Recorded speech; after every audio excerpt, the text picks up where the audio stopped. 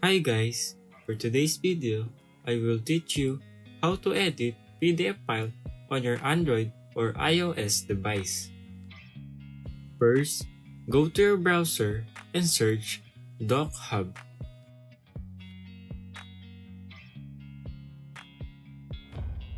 Tap DocHub.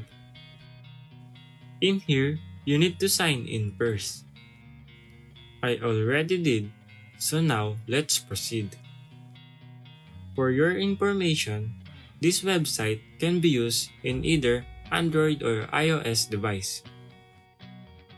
DocHub can edit text on PDF and it can also change font size, color, and style. You need to upload file, so click Upload. Then find the PDF file that you want to edit.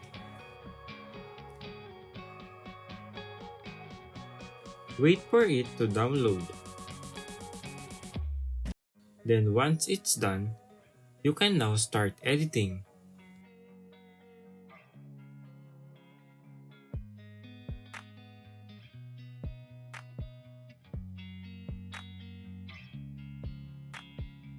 After you finish, click the download at the top right corner. Then that's it. That's how you edit PDF file in your Android or iOS device. Thank you guys for watching this video and see you on my next tutorials.